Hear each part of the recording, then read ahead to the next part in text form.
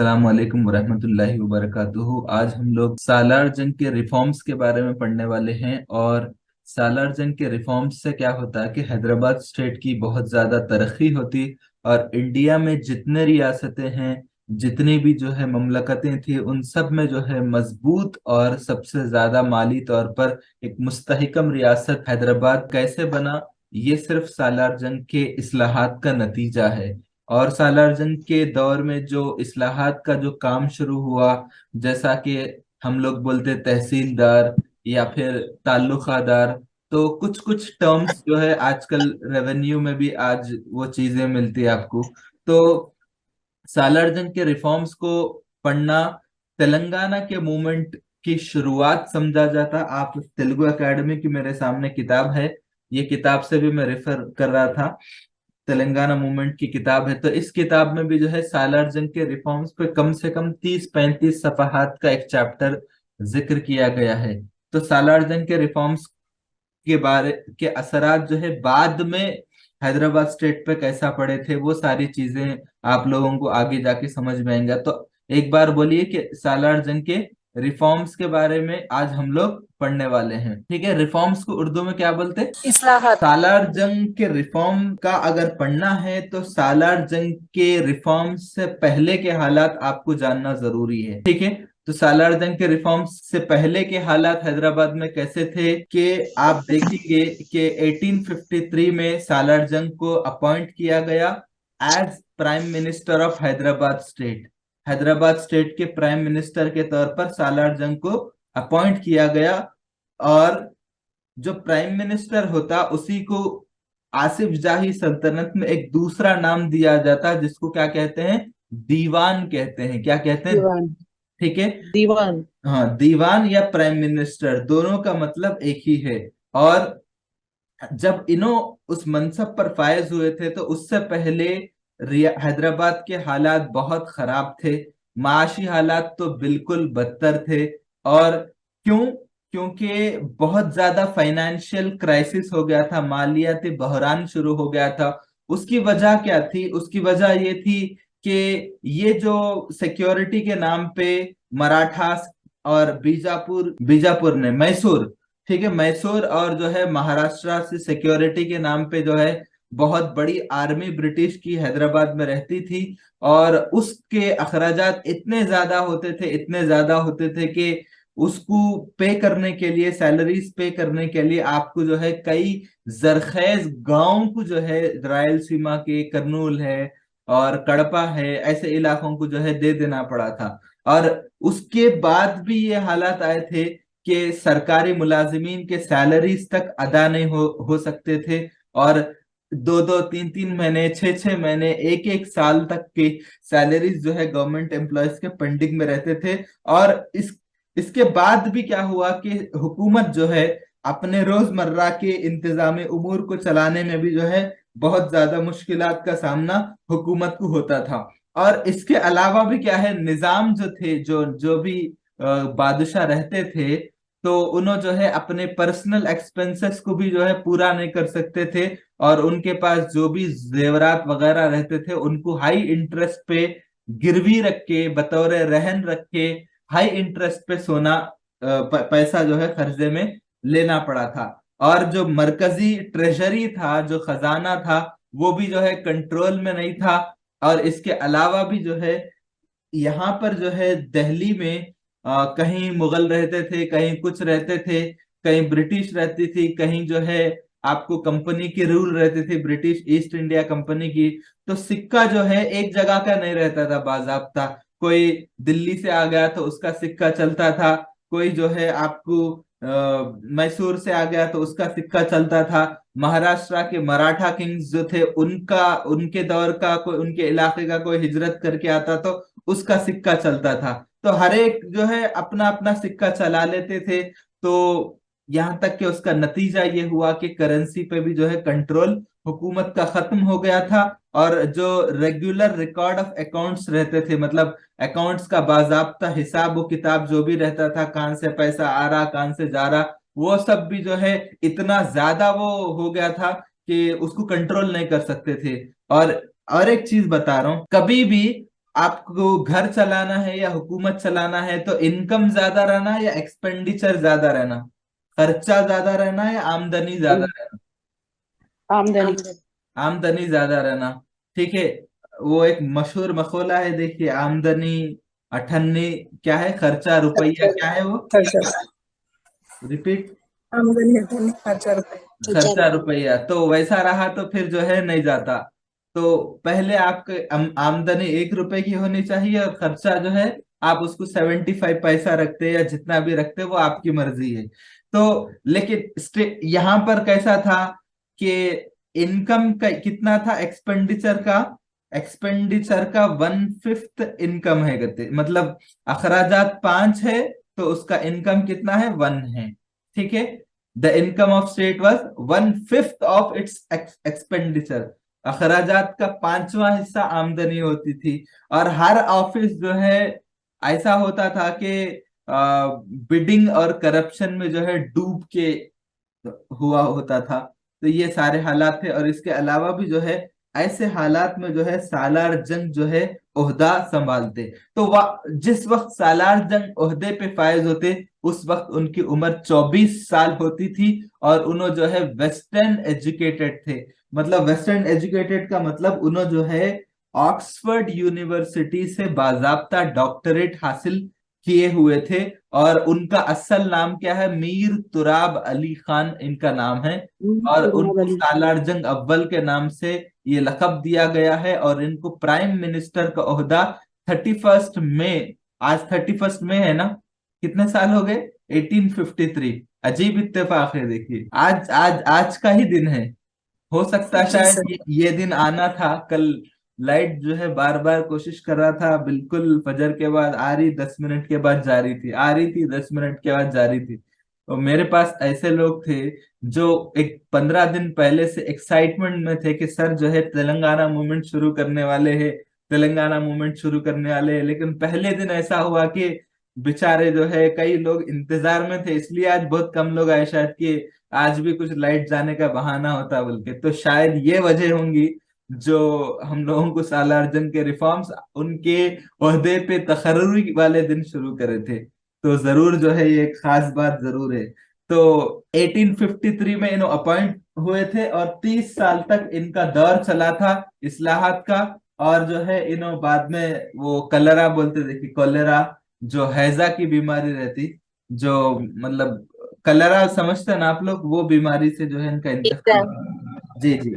तो बहरहाल इन्हों जो है बीजापुर में पैदा हुए। कुछ चीजें यहाँ पे नहीं है लेकिन मैं आप लोगों को बताता हूँ, इनकी पैदाइश जो है बीजापुर में हुई थी, 1829 में हुई थी। और इन्हों 24 ईयर्स के वक्त जो है मनसब पर फायज हुए थे। और इनका जो ताल्लुक है वो शेख उमर किरमानी, मदीना के रहने वाले हैं। इनके आबा व अजदाद शेख उमर किरमानी, वहां से इनका ताल्लुक है। इनके आबा व अजदाद मदीना के हैं।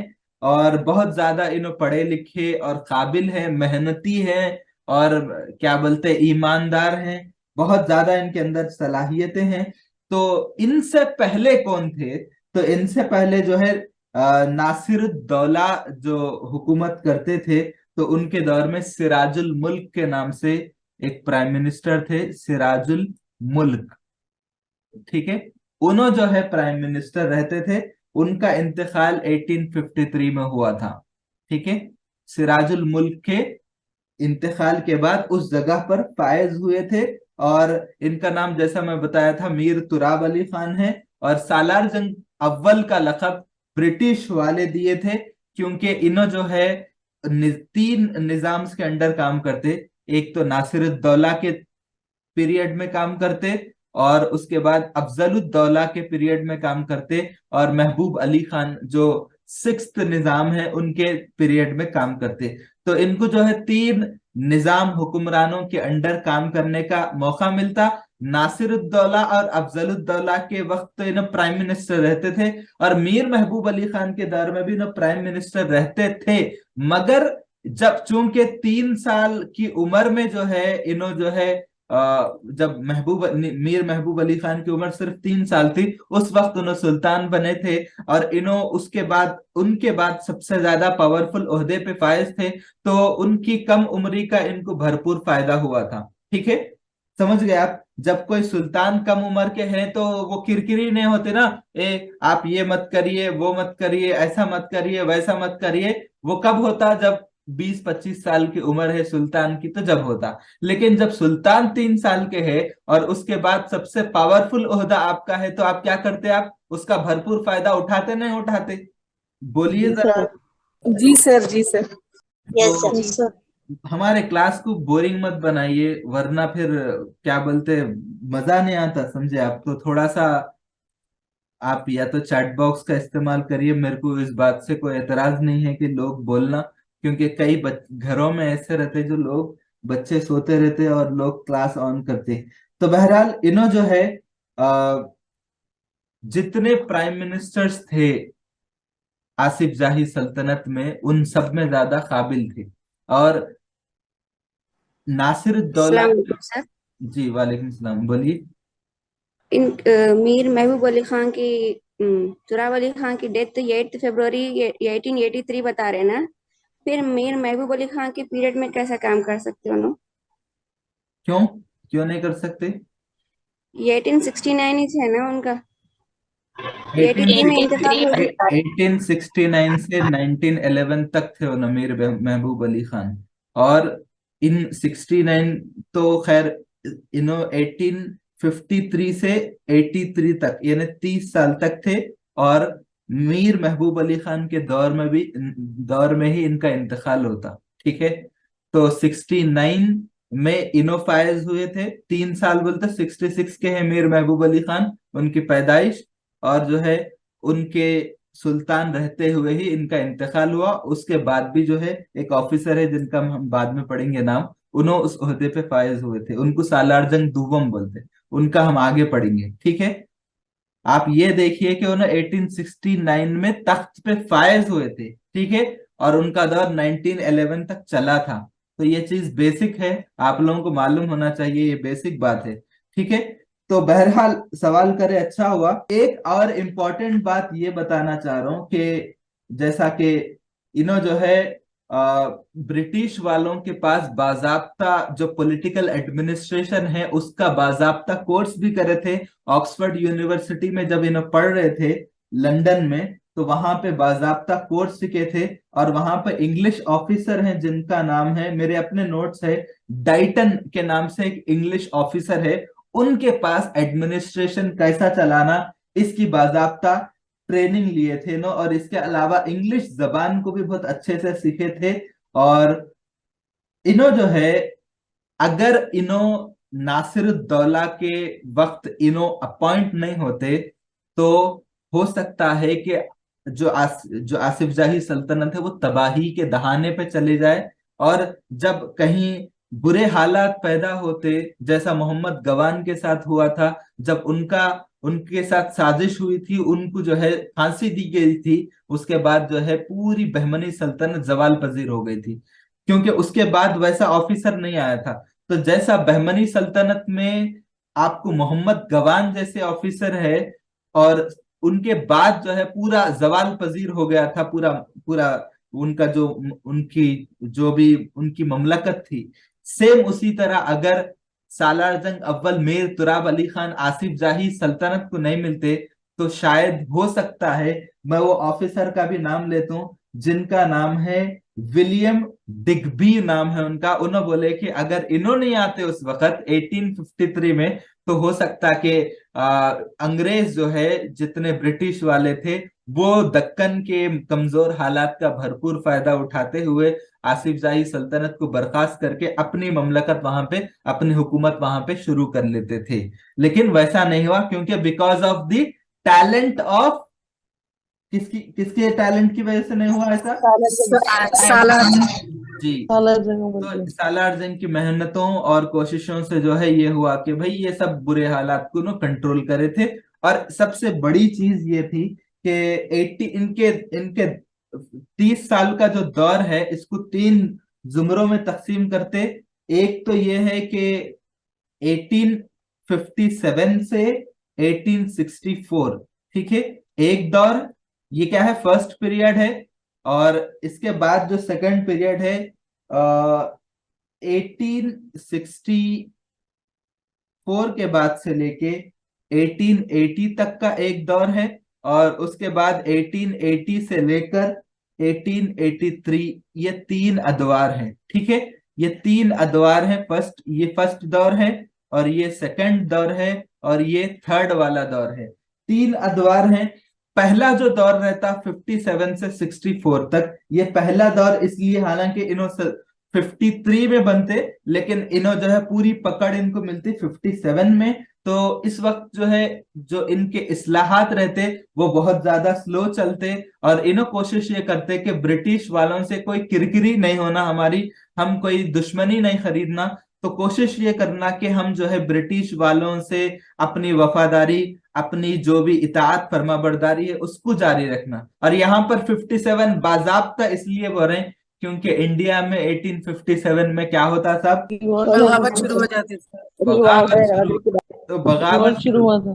तो अब आप देखिए, अगर कोई शख्स बगावत से ब्रिटिश, पूरी ब्रिटिश की हुकूमत हिल जाती, ठीक है, जब ऐसे वक्त में कोई बंदा पूरे दक्कन हैदराबाद के इलाके में वो बगावत को कुचल के अंग्रेजों को अगर ये बोले कि देखिए आप बहुत मुश्किल हालत में थे लेकिन हम आपका साथ दिए थे, तो मुश्किल हालत में कोई आपकी वफादारी करता, जब आपके डार्क डेज रहते, जब लोग आपके खिलाफ बगावत करते, बगावत करने के बाद अगर कोई उन बगावत के हालात में भी उसके पास पैसा था, उसके पास अलग ममलकत थी, उसके बावजूद अगर कोई आपका साथ दिया, तो उसके आप करीब होते या दूर होते, आप करीब रहते। करीब होते। तो जब ब्रिटिश वाले हिल गए थे उस बगावत से कि अरे ये क्या हुआ, हम तो कुछ और समझ के चले थे, ये लोग तो इतनी बड़ी बगावत कर दी है हमारे साथ, ऐसा वैसा, बोलते कि ये क्या करे सालार जंग, देखिए हम आपका साथ दिए थे, हम आपके वफादार थे, दक्कन में भी ऐसी कोशिश हुई थी, हम उसको कुचल दिए थे उस बगावत को, ऐसा वैसा। तो उसके बाद क्या हुआ कि मैं जैसा बताया था कि ब्रिटिश की रानी जो है ना, क्या बोलते, अफजलुद्दौला, चूंकि उस वक्त उन्होंने कुचलते थे, वो सुल्तान थे, उन्होंने बादशाह थे, तो उन्होंने अफजलुद्दौला थे ना 1857 में, ठीक है। तो इनके दौर, इनको जो है स्टार ऑफ इंडिया का लकब भी मिलता। और ये सालार जंग क्या बोलते, देखिए साहब, आपके साथ हम वफादारी करें लेकिन हमारे जरखेज जमीनें करनूल, कड़पा, अनंतपुर और बल्लारी हमारी जरखेज जमीनें हैं, यहाँ से हम लोगों को टैक्स मिलता था, आप जो है ले लिए थे फौजी प्रोटेक्शन के नाम पे, हम लोग सैलरीज नहीं दे सके। तो ये कैसी दोस्ती है कि आप एक तरफ तो स्टार ऑफ इंडिया का लकब दे रहे, और मेरे को भी जो है आप लोग ट्रेनिंग दिए, हम आपकी वफादारी कर रहे, लेकिन आप हमारे फौज की तनख्वाहों के नाम पे हमारे जरखे जमीनों को ले लिए। तो फिर इन्हों जो है यहाँ ब्रिटिश वालों को बोलते कि भाई हमारे इलाकों को वापस दे दो, नहीं देते ये लोग। तो इन्हों जो है लंदन में क्वीन एलिजाबेथ के पास जाके जो है अपना मारूजा पेश करते। तो अपना मारूजा पेश करने के बाद क्वीन एलिजाबेथ जो है मंजूरी देती। तो इस बात से भी ब्रिटिश नाराज होते कि इंडिया में हमारे रहते हुए आप लंदन जाके डायरेक्ट ब्रिटिश की क्वीन एलिजाबेथ से जाके मुलाकात करते। मतलब रहता ना भाई, अगर कोई आप आपका पत्ता कट करके आपके बॉस के पास जाके आपके मातहत काम करने वाला जब अपनी बात रखता, तो आपको गुस्सा तो आएगा ना, आता गुस्सा, मगर आना नहीं चाहिए, ठीक है, आता गुस्सा। तो ऐसा जो है, मतलब बहुत ही स्लो तरीका था, पहला जो मरहला था, बहुत ही स्लो तरीके से इस्लाहात शुरू करते। लेकिन इनको सबसे बड़ा चैलेंज ब्रिटिश के साथ था। कभी जो अफजलुद्दौला के ऑफिसर्स थे वो लोग भी नाराज हो जाते, इसलिए नाराज हो जाते कि अपने कौम का एक बड़ा, सबसे बड़ा प्रॉब्लम यह है कि टैलेंटेड लोगों को बर्दाश्त नहीं करते, ठीक है। वो इन्हों क्या करते, सालार जंग पढ़े लिखे और अंग्रेजों की शागिर्दी इख्तियार करे हुए थे। तो मैं एक बात बताता हूँ, मैं भी एक अमेरिकन कंपनी में काम करता हूँ। तो क्या होता कि उनकी खास बात ये रहती है अमेरिकन की, मैं एक इंडियंस में भी, इंडियन कंपनी में 2018 तक काम करा था, और उसके बाद मैं ये कंपनी में ज्वाइन करा। तो ये जो बोलते हैं ना अमेरिकन या फिर ब्रिटिशर्स, इनकी एक आदत क्या रहती कि टैलेंटेड लोगों को अडॉप्ट कर लेते, टैलेंट को खरीदते हैं लोग, और ये नहीं देखते कि उन कहाँ का है, किधर का है, उन किस मजहब का है। तासुब उनके पास बहुत कम रहता, लेकिन टैलेंट पे ज्यादा उनका फोकस रहता। तो सेम जो है इनो सालार जंग भी जो है ये एटीट्यूड होने की वजह से आपको अमेरिका में माशी तौर पे उनके पास तरक्की रहती, बड़ी तादाद में माइग्रेंट्स रहते, ये बहुत अच्छी बात है। बट अपनी कौम में ऐसा नहीं होता, ये सबसे बड़ा अलमिया है। अपने पास एक हसद जलन, हालांकि अपने पास खुद ये बताया जाता है कि भाई हसद जलन नहीं होना चाहिए, ये है वो है। जिसके पास हसद है, ईमान को जैसा लकड़ी को आग जला के खा जाती, तो सेम जो है हसद जो है ईमान को खा जाती। ये सारी चीजें अपने पास है, लेकिन सबसे बड़ा एटीट्यूड का प्रॉब्लम भी अपने पास ही ज्यादा है। ये मेरा अपना तजुर्बा है। तो ये मैं इसलिए बता रहा हूँ कि सालार जंग जो है, अब मिसाल देना पड़ता है आप लोगों को। तो सालार जंग भी क्या करते थे कि नॉर्थ नॉर्थ इंडिया से बड़े बड़े ऑफिसर्स को लाते थे। सालार जंग जो है इंग्लिश ममालिक से जो है बड़े बड़े ऑफिसर्स को ये बोल के लाते थे कि इसको फाइनेंस का अच्छा नॉलेज है, इसको फला चीज का अच्छे अच्छे से नॉलेज है, ये है वो है। तो ये जो है अफजलुद्दौला को भी पसंद नहीं आता था और उनके ऑफिसर्स को भी पसंद नहीं आता था। तो ये सारे चैलेंजेस थे उनको। तो पहला जो मरहला था वो बहुत स्लो चला, और दूसरे मरहले में जो इस्लाहात का जो काम रहता वो थोड़ा स्पीड होता। और इन्हों जो है ब्रिटिश वालों से धीरे धीरे जी जी जी जी बोलते हैं, उनसे अपने इलाके हासिल कर लेते, उनसे अपने इख्तियारात हासिल कर लेते, उनसे जो जो चीजें इनको हासिल करना वो धीरे धीरे हासिल कर लेते। तो ये कौन सा दौर है ये जिसमें इन्हों जो है स्पीड अप करते हैं रिफॉर्म्स के फेज को? 1857 से 84। ये दूसरा दौर है, ठीक है, 64 से 80 दूसरा तक। दौर। तो इनके जो आखिरी 3 साल है, जो कि इनके इस्लाहात का जो तीसरा दौर है, वो मीर महबूब अली खान के मतलब जो 1880 बोलते मीर महबूब अली खान रहते, उन्हों कमसिन रहते, उसका भरपूर फायदा जो है इन्हों उठाते। और इन्हों क्या करते कि अब पहले के वैसा ब्रिटिश वालों से चैलेंज नहीं था, अब पूरा अंग्रेज मतलब पूरे ब्रिटिश वाले जो है दक्कन के इलाके में रहते हैं, पूरे एडमिनिस्ट्रेशन में लोग आ गए थे और बहुत अच्छे से कामकाज चल रहा था। तो ब्रिटिश वाले अब क्या करें, बाजाब्ता कॉपरेट करना शुरू कर दिए, इनको भरपूर तरीके से इनको सपोर्ट करना शुरू कर दिए थे। तो टोटल 3 फेज है, तीनों फेजेस में इन्होंने बहुत अच्छे तरीके से रिफॉर्म्स लाते। और जैसा बताया मैं कि 1857 में सिपाही रिवोल्ट बोलते हैं उसको, क्या बोलते हैं, सिपाही रिवोल्ट। उसके बाद क्या है, ब्रिटिश वालों का एतमाद हासिल कर लेते, और उसके बाद ब्रिटिश वाले बाजाब्ता एडमिनिस्ट्रेशन में भरपूर तरीके से इनकी मदद शुरू करते। और ये क्या है, कॉलोनियल इंटरेस्ट को ज्यादा फेवर करते थे, यानी ब्रिटिश वालों के हक में ये इनके जितने मॉडर्नाइजेशन मेजर्स थे, जितने इस्लाहात करने के जो इकदामात रहते थे, वो सब जो है कॉलोनियल इंटरेस्ट को ज्यादा फेवर करते थे, यानी ब्रिटिश वालों के फेवर में ज्यादा रहते थे। तो इसलिए जो है वो लोग ज्यादा उस पर एतराज नहीं करे थे। और 69 के बाद चूंकि मीर महबूब अली खान की उम्र सिर्फ 3 साल थी, तो इसका भरपूर फायदा हुआ था। क्यों फायदा हुआ, इन्होंने पूरे एडमिनिस्ट्रेशन को कंट्रोल में ले लिए थे, और मॉडर्नाइजेशन का जो प्रोसेस है उसको तेज कर दिए थे। पहले ये बताइए, क्लियर है या नहीं?